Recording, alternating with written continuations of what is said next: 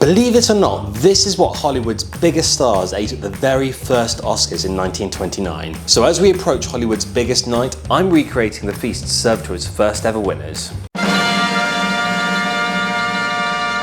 So believe it or not, Hollywood's biggest night wasn't always about caviar, edible gold, and self-congratulation. The first ever Academy Awards was held in 1929. 270 guests were asked to stump up $5 a ticket for a glamorous evening including a 5-course dinner that was a far cry from the gastronomic spectacle you get today at the Oscars. Think celery sticks, consommé, and chicken on toast. Even the champagne was off the menu thanks to Prohibition. After hors d'oeuvres, the Academy guests sat down to a starter of Consomme Célestine. The most definitive recipe for which I could find actually comes from the legendary chef Auguste Escoffier, published in 1907. So into a roasting dish goes some chopped carrots, celery, and onion. I'm then taking 750 grams of chicken wings and using a heavy knife to crack the bones to encourage them to release more collagen. Once they've all been cracked, I'm taking a tip from Heston Blumenthal to boost the Maillard reaction by coating the wings in 2 tablespoons of milk powder, which is an ingredient that I never would usually have lying around the house, except that I have a lot of milk powder left over from my video about the first meal on Mount Everest. So I'm laying the wings down,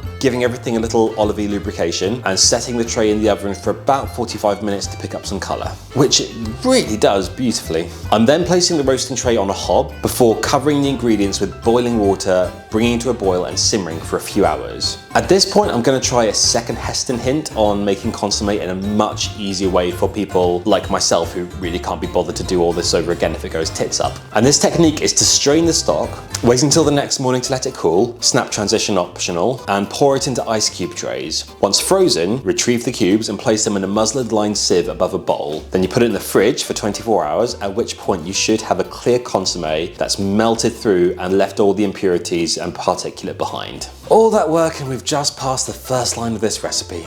Great start. For the consommé's garnish, we need to essentially make some force meat pancakes, which I'm going to make by cutting up about 500 grams of chicken breasts into small pieces and putting them on the tray in the freezer for a few hours. Once they're frozen, I'm breaking them up into clumps and putting them in a food processor along with 2 egg whites and a pinch of salt. Blitzing the chicken for about 10 minutes into light, fluffy marshmallow poultry stage. So pour in a few tablespoons of cream, give it another quick blitz to bring it together, then place it in a container with a layer of cling film to stop it forming a skin. We then need to make 3 pancakes, which I'm doing at a fairly basic ratio of 100 grams of flour, 2 large eggs and 300 mils of milk. Fry them off in the pan in a little bit of butter and set them aside. It's then assembly time. So we're laying down 1 pancake, spreading over a thin coating of our chicken mousse, along with finely chopped black truffles. Rinse and repeat 1 more time. The recipe then tells you to place in the front of the oven to poach for a few minutes. I'm cutting out some circles of our chicken and truffle pancake and placing them in a soup bowl and pouring in our piping hot consommé. Now the soup is done, it's time to crack on with the main course. But first, I want to look at the history of the first Academy Awards dinner.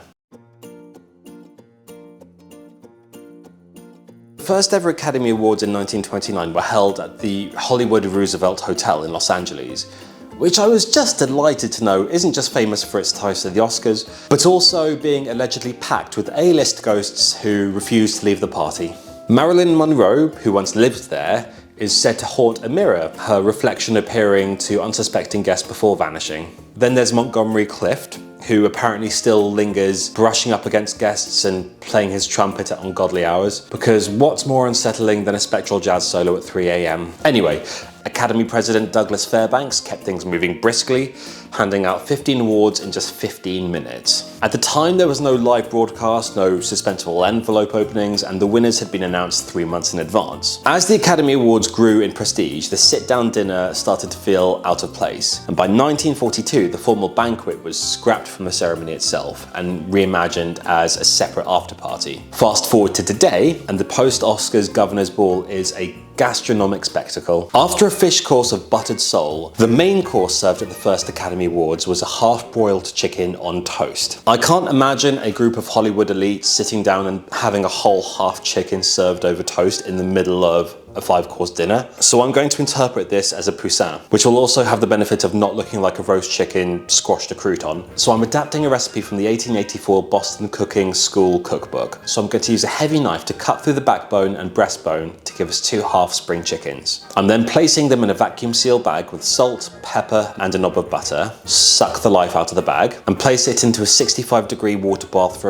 about 90 minutes. So I'm adding 2 tablespoons of flour and 1 tablespoon of butter in a pan. Once the flour is cooked off, I'm adding in chicken stock and cream, at which point we can retrieve our poussin. Open it up, add any juices to the sauce. The recipe then tells us to pour the sauce over the chicken and brown it. Once browned, I'm retrieving the chicken, laying them down on a slice of toast, which I'm interpreting as brioche, given the heavy French influence on the menu, and serving alongside green beans and long branch potatoes, which are essentially an early form of thick cut French fries for some parts of America. But before we get to the tasting, we know that food was a big part of the first Academy Awards. And not just because the dinner lasted longer than the ceremony, but there were also some films honoured that night that had some pretty iconic food scenes for the time. Wings, the first ever winner for Best Picture, has a classic scene of a group of soldiers trying to find some solace while drinking champagne at a cafe in Paris during World War I. In the film Sunrise, a husband tries to ply his wife with a bread basket in a restaurant, presumably as an apology for already having plotted to throw her overboard and drown her in a lake so that he could be with his mistress. So a very problematic bread basket. Seventh Heaven, which earned the inaugural Best Direction award, has an oddly comical scene where a group of French soldiers during World War I con their camp cook out of a roast chicken to supplement their usual fare. They even go so far as showing one soldier looking a bit miffed when he realises his cut of the poultry plunder is the parson's nose. Finally, The Last Command, which earned German actor Emil Jannings the first ever Best Actor award, uses food to show the huge contrast in wealth in pre-revolutionary Russia. There is a much debated account of how Jannings wasn't the original frontrunner for the award. Hollywood legend says that the initial frontrunner for the award was Rin Tin Tin, a dog that had become popular through various movie appearances, but fearing that awarding the first Oscar to a dog might undermine the award's credibility, the Academy decided to bestow the honour upon Jannings instead. I don't know if I believe this account, but the one consolation would have been that Rin Tin Tin was a German Shepherd, so either way it would have been a great night for Germany. But interestingly, Jannings wasn't at the first Academy Awards. Because the winners had been announced 3 months before, Jannings bartered to receive his statuette early and moved back to his native Germany before the awards in May 2029 had taken place. With Oscar in hand, he became a mainstay of German cinema, all the way through to starring in several films that aligned with the Nazi propaganda effort. So much so that the Nazi propaganda minister Joseph Goebbels gave him a designation of Artist of the State. And years later, as World War II drew to a close and Allied forces were advancing into Germany, Jannings reportedly carried his Oscar statuette with him, running through the rubble and shouting, "Don't shoot, I've won an Oscar!" presumably hoping it would serve as evidence of his previous association with Hollywood and perhaps shield him from any repercussions. For whatever reason, he survived, albeit with his reputation in ruins and his acting career effectively ending long before his death from cancer in 1950. I'm going to start off with the soup because I've never used this technique for making consommé and I'm really curious to see how it's turned out. Oh, that's so good. It's really refreshing and really light. Definitely going to be making that one again. But now comes our pancake chicken mousse and truffle mix. So that I would happily leave out. I might still be traumatized from the chicken mousse killing my processor. You've got a really tasty, really crystal clear broth. All the other stuff just complicates it. Okay, main course. I've never used a sous vide for poussin. So this is the interpretation of a half-broiled chicken. I mean, it's very tasty. It's also nothing to write home about. The sauce is lacking a bit of depth for me. I mean, you just would have thought that given it was during Prohibition and they couldn't crack out the champagne, they'd go a little bit more high end with the dinner. At this point, the Academy Awards is more like an industry function. This is mass catering, it works well for the occasion. It's not hugely innovative, but it's a good crowd pleaser. And it's the first one. They've got a long way to go until they get to gold crusted food.